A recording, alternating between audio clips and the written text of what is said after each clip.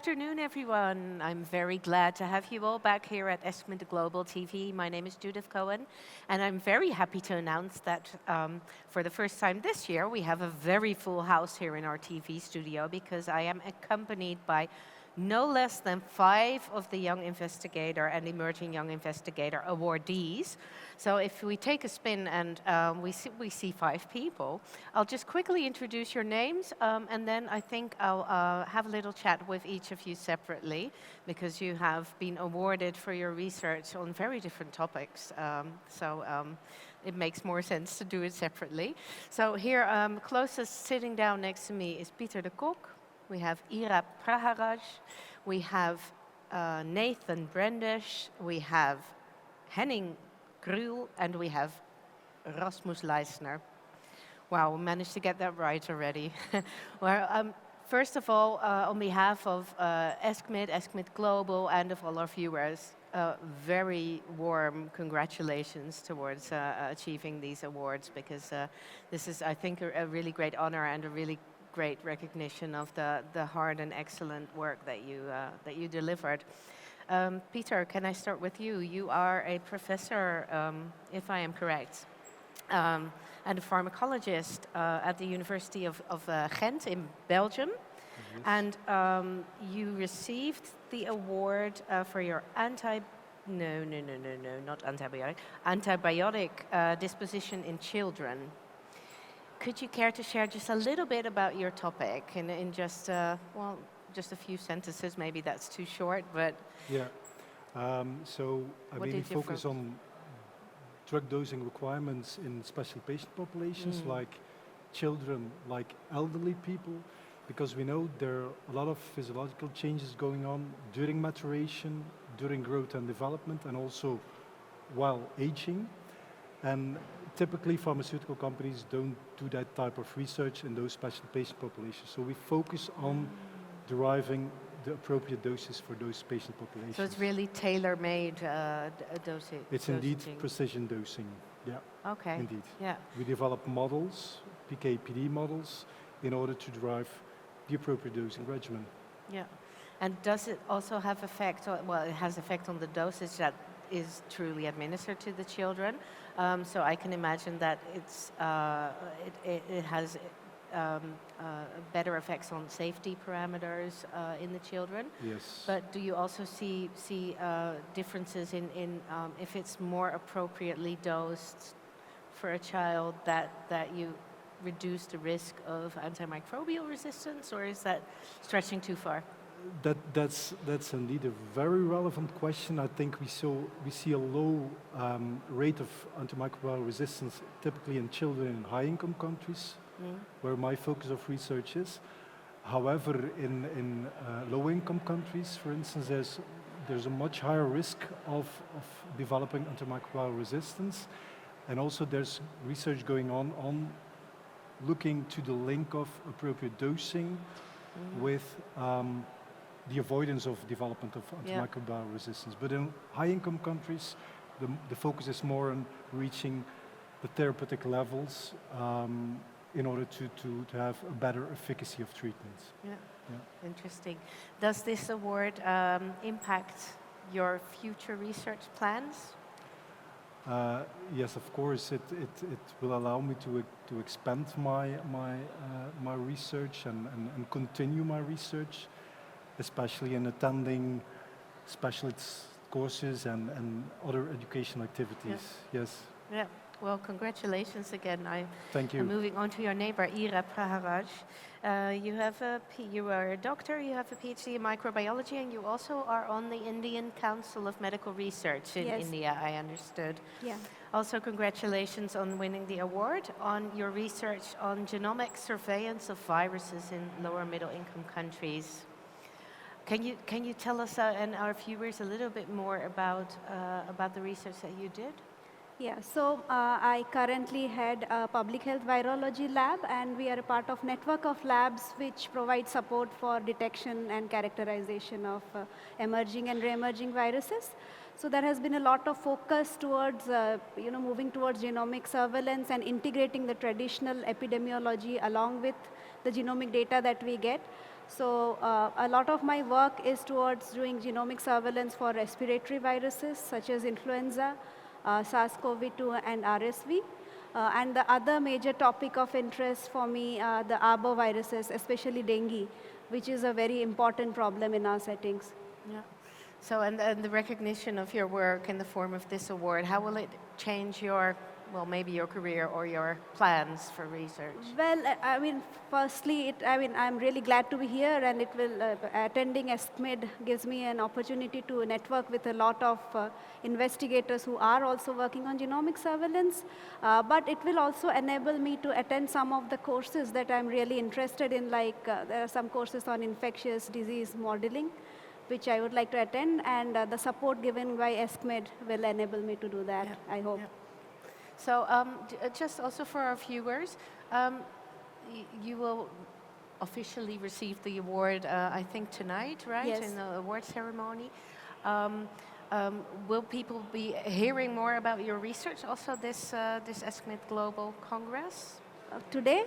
Yeah, or any of the other days? Are you presenting? So I have another poster which Yeah. is right now in the hall Yeah. as we speak. So I will be there if anybody wants to catch up and talk about my work. Okay, Thank well, you. thank you so much. Thank you so much. Nathan, we have Nathan Brendish, Dr. Nathan Brendish with me. You are a NIHR clinical lecturer in infectious diseases and general internal medicine at the Southampton General Hospital in the UK. A mouthful.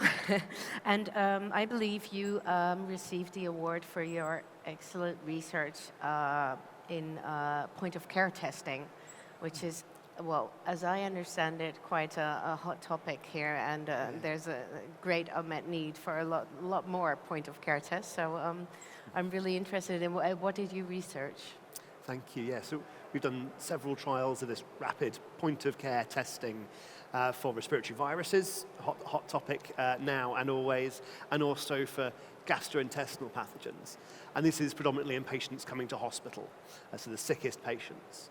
And in my talk, I talked about how these rapid tests used at the point of care make a clinical difference, make a difference to patient care. They're not just faster, but they change things like better use of isolation rooms, more appropriate isolation rooms. Yeah. They impact antibiotic use and antiviral use. So that was what my talk was on, the clinical impact of point-of-care testing in patients coming to hospital.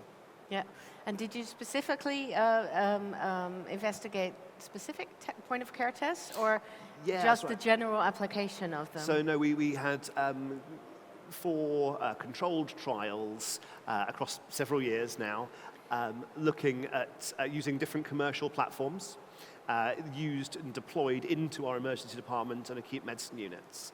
Yeah. And these platforms can test for a wide range of respiratory viruses and, in the other case, gastrointestinal pathogens, a wide range of gastrointestinal pathogens. Yeah. So we can use these things and now implement them at the point of care to improve care for our patients. Yeah. Yeah, well, I was just talking to the keynote lecturer this morning. Well, now my mind goes blank, of course, on redefining sepsis. Mervyn Singer, sorry. Yeah. Mervyn Singer, also from the UK. No, and we talked a little bit about how there is such an unmet need for good point-of-care testing, especially for early detection of such early detection, dramatic diseases. Yeah. Early detection very much makes better early decisions for patients to improve their care. Yeah. Absolutely. Yeah, so a very important research field and luckily acknowledged by the ESCMID, so congratulations to you too. Thank you. We have Henning Gruhl, who I'm probably not pronouncing right, Gruhl. Fair enough, Gruhl. Gruhl. Yeah. You're a specialist in microbiology, virology, and infection epidemiology in Cologne, at the University Hospital there, which is in Germany. And your research focused on antibody-mediated treatment and prevention of viral infections. Right. Do you care to share a little bit of your work with us? Yeah, I'm happy to do so. So we are very interested in understanding the human immune response to vaccines and pathogens.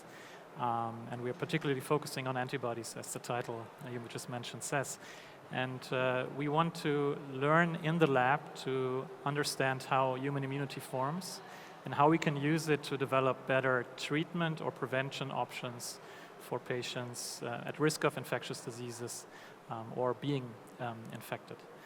So that is our goal, and for that we combine working in the laboratory with in vitro samples, with preclinical animal models, but then we also try to rapidly translate our findings to patients by doing translational research and our own interventional phase 1 and phase 2 trials. So is that a new approach, antibody-mediated treatment, or fairly new? It's, well, let's say for RSV, respiratory syncytial virus, there has been an antibody in use for 15 years or more now, but it's an antibody that is expensive. It needs to be given every month, and it's only approved to use in a small subset of young children. And the field of antibodies, of human antibodies against infectious diseases, that I think has been emerging in the last decade or so, very much driven by research in HIV. And the difference to earlier approaches is that we are really looking in humans to identify drugs within a human, to make a one-to-one copy of something that a human has developed and then return it to patients.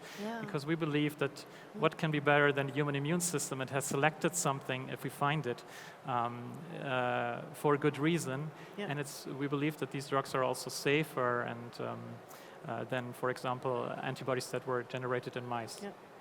So will you be expanding this line of research now furthermore? Yeah, well, I'm certainly happy to do so, and I mean, we have plenty of ideas of how we can move this further, and I think for this we have to understand how does a pathogen interact with the antibody, how can we optimize clinical strategies to use these agents for the benefit of our patients. So I will certainly continuing on this work, and I know that many other groups are doing that as well. Great. Well, thank you for sharing, and congratulations. Thank you. And then, last but not least, we have Rasmus Leisner. You're an MD, PhD infectiologist and specialist in hospital hygiene in Berlin, Germany. And you got this award or received this award for your research on artificial intelligence, AI, in clinical epidemiology and infectious diseases. Now, AI is quite a hot topic too, right? That is absolutely correct. And I actually received this award more or less for my work on infectious diseases epidemiology. And part of the work is actually a program we use which uses artificial intelligence. And this program we use is a program which triggers alarms in hospitals whenever there's a potential cluster of multi-drug resistant pathogens or other pathogens that could be transferred between patients. And so really in the early phase, that is? Exactly. So whenever a microbiologist detects a pathogen that's getting in the system, and whenever another patient got the phenotypically same pathogen, then an alarm could pop up in the system. And this system was used by my research group for further evaluate potential risk factors for transmission or even infections in patients with multi-drug resistant colonization. And we added further data points where we could evaluate, for example, costs that are associated with those infections and other comorbidities and so on. So it's a way of machine learning, but you are dependent probably on monitoring all the symptoms of patients who are in the clinic. Exactly. So what we do, we actually take data from the microbiology lab, we combine it with movement data of patients in the hospital, and we could build, our colleagues in the Institute of Hygiene could build a alarm system which detects whenever there's a potential transmission, and this helps the infection prevention and control physicians to look further into detail whether or not there was a transmission of an MDRO or something like that. And this was the basis of my infection epidemiology research. So we used this database, which was primarily built as an alarm system, and put on further data, for example, ICD-10 data to calculate a Charlson comorbidity score, and also data on costs. so that we could modulate risk factors and attributable costs Yeah. on MDROs. Yeah, interesting. And are you also working on other different applications of AI for This similar maybe indications?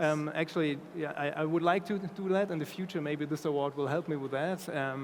Of course, we would like to build up a system which combines many different data points, many different information from the patients in the hospital, eventually to build up a system that could interpret data by itself. But already with the work I did on this cluster alarm system, we realized that it's very important to train the system continuously. Yeah.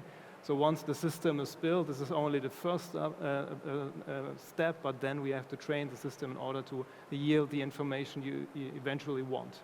Yeah, so you always need a human there. Absolutely. Hopefully. Yeah, hopefully, hopefully. Well, thank you so much for Thank you. sharing. Thank you all for sharing just a little tip of the iceberg of all your excellent research. And, well, I wish you a very excellent award ceremony tonight in which you will be celebrated as you should be for your hard work. Thank you to our viewers for watching again.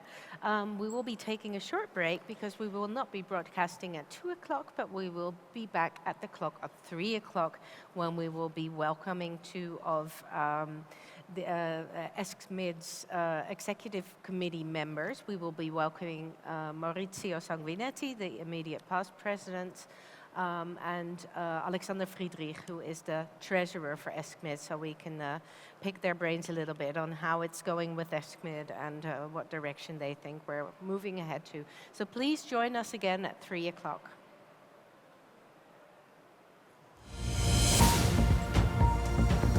Well, it was an easy flight, right?